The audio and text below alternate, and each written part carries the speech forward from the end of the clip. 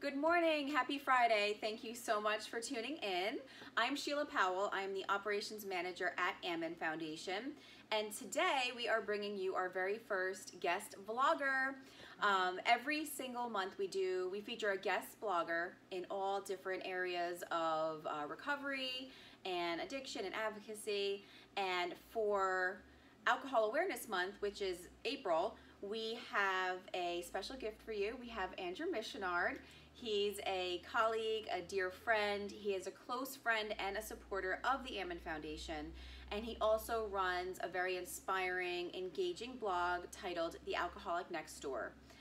So welcome. Thank you so much for being here. Thanks for having me. This place is beautiful. Isn't it great? I love it here. Wonderful. Yes. Yeah. This actually is part of the office that never gets on camera. So if you're ever wondering what the office looks like, please reach out to me, and we'll definitely give you a tour of the foundation. So welcome, and thanks for having me. I'm honored to be your first vlogger. Yes. Yeah. Thank you so much. So let's get right into it. Okay. Sure. So tell me a little bit about your story. Yeah, and not to go. We could talk a long time about it, but alcohol, is my main substance of choice. I started drinking when I was 13. There's no alcoholism in my family, but as a kid, I just remember always. And, listen, I came from a good family, nothing, no issues, nothing like that. I was popular, I had friends, but I always just had this angst, you know what I mean? That's always the best word I had. Insecurities, things like that, fears. So when I was 13, my sister was 2 years older than me. She had a party, and I remember the first time when that buzz hit me. I remember where I was standing. I remember who I was talking to. It was like this life-changing moment. And for the first time in my life, I looked out on the world without any of that inner turmoil. Like, I didn't care what people thought of me. Like, the girl that I was talking to, like, all of a sudden I was like, yeah, it gave me confidence. And in that moment, I knew my life had changed because I had found, like, the secret to my life. And for the next 18 years, I chased that. Whether it's alcohol, drugs are a big part of my story. But it was a daily, how do I get back to there? I never could have known, though, where my life would have taken me from that moment.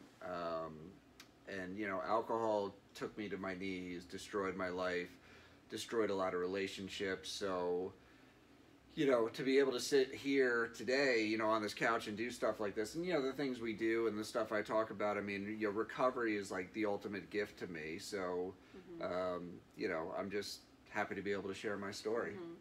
So what made you stop living like that, and what made you catapult you into recovery? Yeah, I wasn't looking for sobriety, recovery, anything. I didn't know. I remember when I was 21 years old, I was working in New York, and the night before I had, like, injuries that happened. Mysterious injuries? Yeah, we won't get into that, but I'm literally sitting on a trading desk on Wall Street with, like, a bandage around my head. I'd made up some crazy story. And it was the first time, I remember everyone went to lunch, and I went online. This was before Google. This was Ask Jeeves. I don't know if you remember that. And I typed in, like, alcoholism. And I remember, like, the 12 steps came up, and I was like, nope, not for me. Like, I guess I'm just going to take this to the end. For me, it was a miracle. The end, and I wasn't trying to get sober. People were, like, telling me I needed to get sober, and I was like, whatever. I'm just going to keep doing what I'm doing. Tuesday morning around 9 a.m., September 16th, 2008. I'll never forget that date. But I was in my bathroom hiding, getting ready for work, chugging a bottle of vodka, which that had become my life, which is just scary to think about. And I just remember putting the bottle down and looking in the mirror, and I just had this moment where I looked in the mirror and I didn't recognize like the guy I was looking at, and I hated, like, the person I had become. And I don't, like, whether you believe in God, it was just like this epiphany, and, like, the weight of the world lifted off of me, and I said the 3 hardest words that I ever had to say, and that was, I need help. And it was, we talk about moments that change your life. Like, that was the moment, that changed my life. And, I ended up going to a detox rehab, and I haven't had a drink since. So it's been a wild run. Congratulations. Yeah, it's awesome. Yeah, it's so hard for people with substance use disorder not only to admit they need help, but then also to accept the help when it's offered. Yeah. It's so hard. Even just for people who don't have this disease, it's a hard thing to do. Yeah, and you know, we talk about like this disease is so counterintuitive because like if somebody has cancer, like somebody's like sick, like everyone wants to go help. Whereas this, like, people want to help you and you like stay the hell away from me. You know, it's such a selfish disease. You know, but you just, I guess for me anyway, and I know a lot of people's stories, like you just beat yourself down to a point where it's like you got two choices. You know, you're either gonna get help and get better, or you're gonna die. You know, and that's a scary thing. Yeah. So, if you can tell me what is your worst memory from addiction, and then also flip it and tell me your best memory from recovery. Yeah, I mean, there's so many, you know, bad stories. You know, we all have the drunk tales. I mean, for me, I think this story covers two ways. Like, it was the first time where I really realized that, like, things were not right in my life. But I was always so scared of, like, the withdrawals. I would go into terrible withdrawals if I stopped drinking. So I remember one night, I always had alcohol. Like, I never went to bed without alcohol in the house. I had it stored everywhere. This particular night I was out, and I remember being like, I can get through the night, and then the liquor stores will be open in the morning. 2:30 in the morning, I wake up in my bed, sweating, shaking, and I'm like, oh my God, like, what am I going to do? You know, bars, liquor stores are closed. There's no way I'm getting into Manhattan. And I remember, like, having this conscious thought, like, the recycle bin is full. There's got to be enough, like, in there. And I just remember being on my knees, like, digging through, like, old wine bottles, old vodka bottles, like, cans of beer, just trying to get enough alcohol out so that I stopped shaking, so I stopped getting sick. And I just remember being on my knees. I was probably 30 at the time, just going, what the hell has happened to your life? And, like, when did it get this bad? And it was scary to think that that's like what it had come to. And it was really like that kind of first moment where I was like, wow, like your life's totally derailed and you're going in a really, really strange place.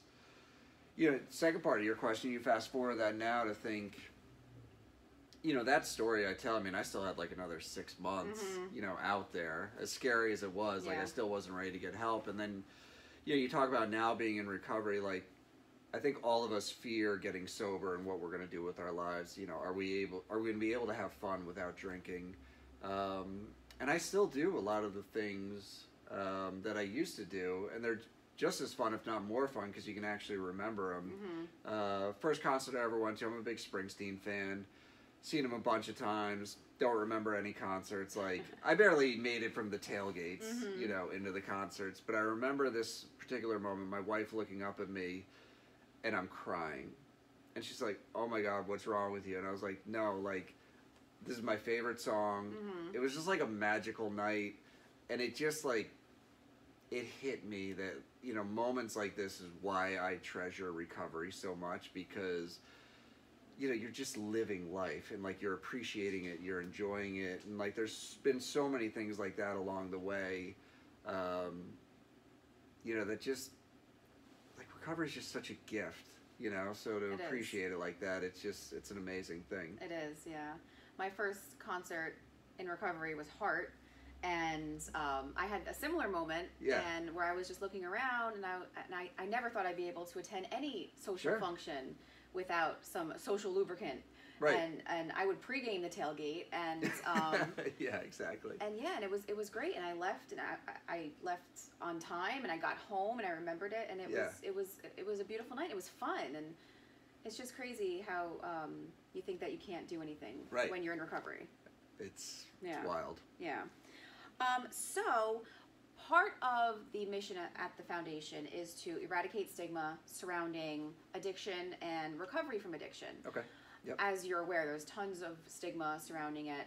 So we choose to recover out loud. We like to tell our stories. We like to get the word out there. We are a face and we're a voice of recovery. So why do you choose to recover out loud? It's, you know, I love that mission of Recovering Out Loud. I think stigma, you know, a lot of what I do on my page and in everyday life is to get rid of the stigma of what society thinks, you know, an alcoholic, an addict, you know, a person with substance use disorder. Because for me, you know, when I tell my story, especially to people that don't know me, I'm like, yeah, I'm an alcoholic, you know, and they're like, what do you mean you're an alcoholic? Like, you look so normal. Mm-hmm. And I'm like, you're wearing a suit. Yeah. And I'm like, exactly. And that's my whole point is like, I named my page The Alcoholic Next Door because even me growing up, and even though I knew I had a problem, an alcoholic to me was, you know, homeless guy living under the bridge, Mm-hmm. you know, like a degenerate, you know, the worst description you could think of. And I just didn't want to be labeled that. And if I had known, and who knows what would have changed, but, you know, my 25-year-old self, if I saw somebody else sharing their story, it was like, wow, that guy's just like me. He looks totally normal, comes from, like, a good background. Like, it's not this thing that I've made it out to be. And I just think in 12-step programs, everyone who I work with, I say, go to AA, go to NA, go find a 12-step program. But I do think part of the anonymity and not sharing your story sort of perpetuates that stigma, because it's like, don't tell your story. Like, I almost feel like it makes people feel like they should be embarrassed about their past.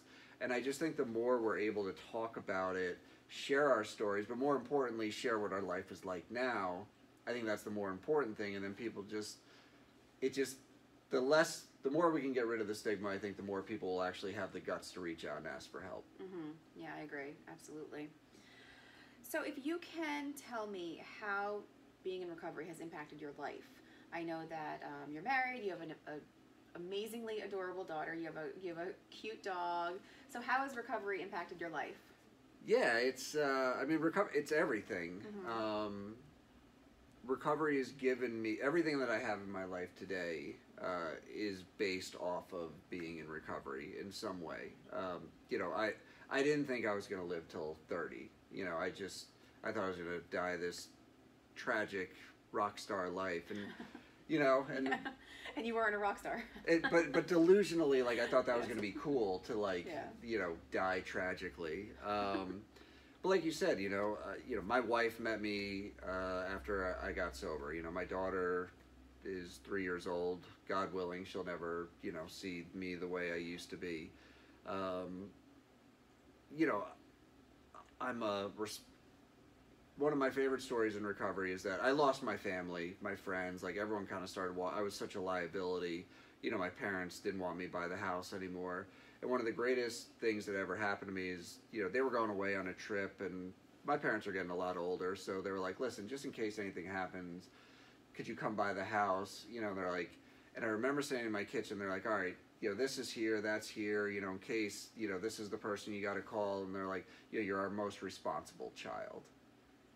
And I just, like, I have goosebumps now telling the story, because it was like, oh my God, like, I went from the guy who's not invited to the house to, you know, and that's recovery right there.